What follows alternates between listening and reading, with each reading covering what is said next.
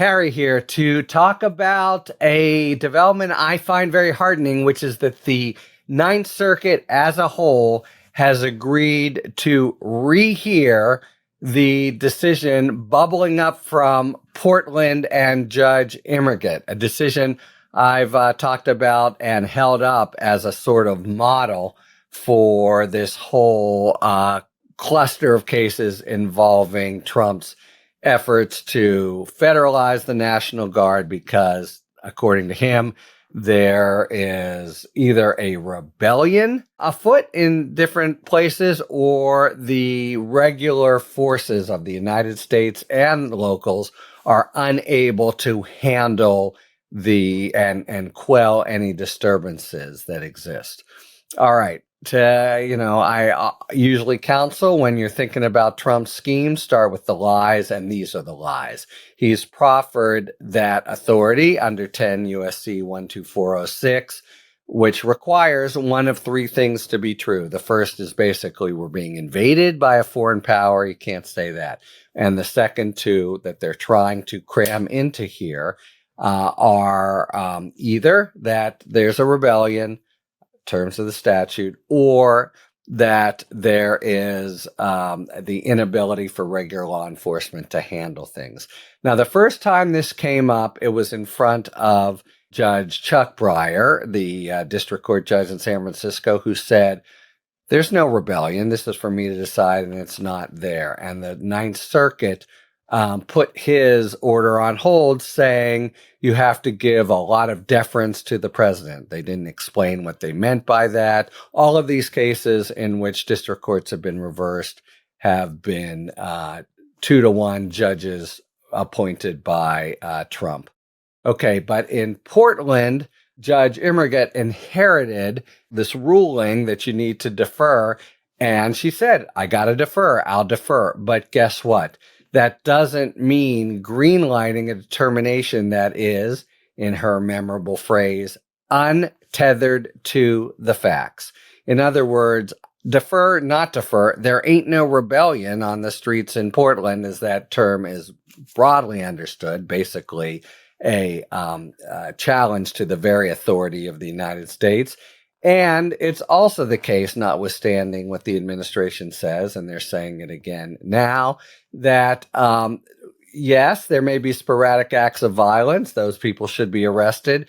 But all the law enforcement that's already in Portland, including all the federal agents, by the way, can do that quite easily. Indeed, there wouldn't be a need for it, but for this invasion of U.S. agents and troops and their overblown immigration action. But whatever pushback that provokes can be very easily handled. And that's what Immerget had to say. Now, there was a recent similar holding out of Los Angeles where there's been much more, at least in the past several months, conflagration and a more persuasive account that things were out of control. I don't think it comes close to doing it, but in Portland, it's a true joke. But in that case, you may remember 11 members of the Ninth Circuit, this was just a few days ago, determined not to rehear the order of the panel reversing the district court,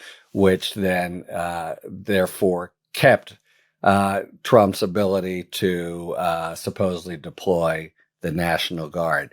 Here, they did the opposite. A majority of the Ninth Circuit said, we want to rehear the panel decision that vacated Judge Immerget's order of a temporary injunction, and that vote itself vacates the panel opinion, which is now no more, and the extant opinion that's controlling until the Ninth Circuit hears it, unless they order to the contrary, is the Immerget opinion, which, as I say, is really sensible and salutary for saying deference or no deference, we're not going to just countenance a huge falsehood. And that's really the question that I've said before is in front of the Supreme Court of the United States right now on a similar emergency motion from Chicago, the streets of Chicago, and we all wait with bated breath to see if the court will somehow countenance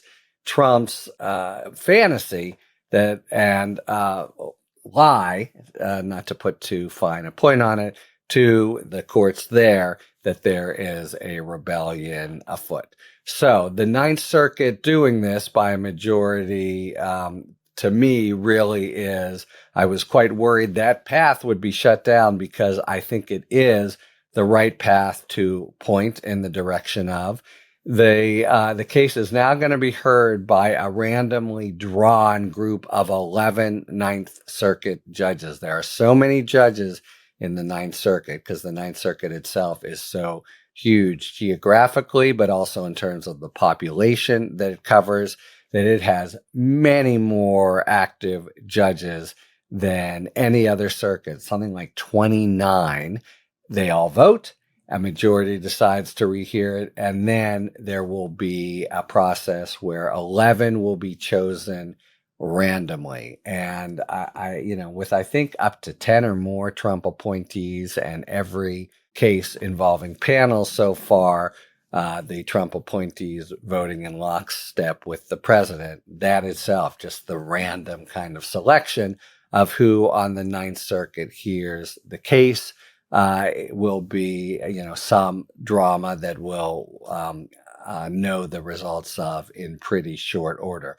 But from there, it just goes in the normal course of things. There will be, now that panel opinion is gone, so there'll be new briefing before the en banc court, and the administration will start, because it's looking for emergency relief because the status quo is immigrant.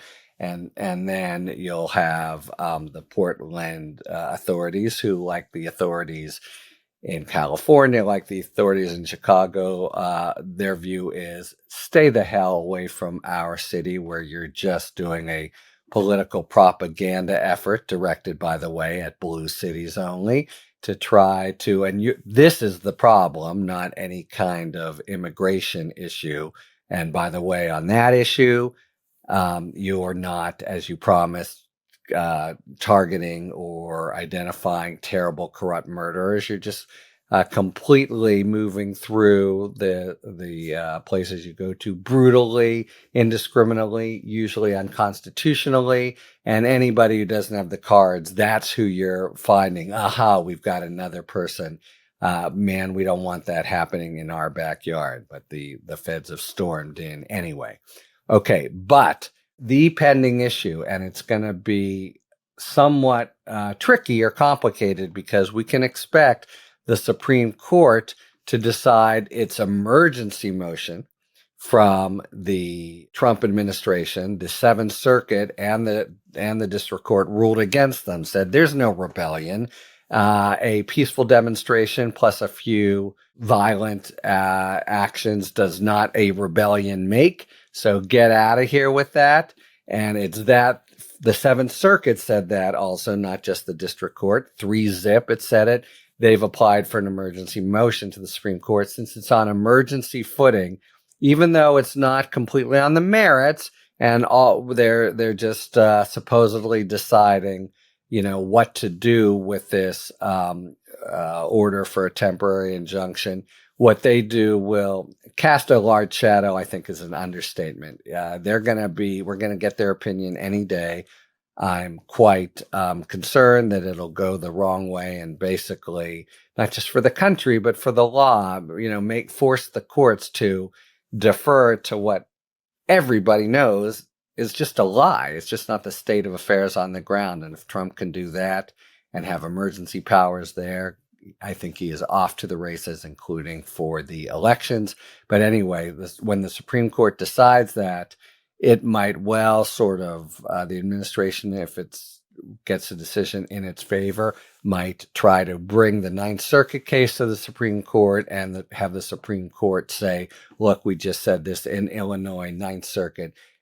take what we've just said as the law and think about it again, or think about it as part of your case. And whether or not they even do that, obviously they'll think about it as part of their case.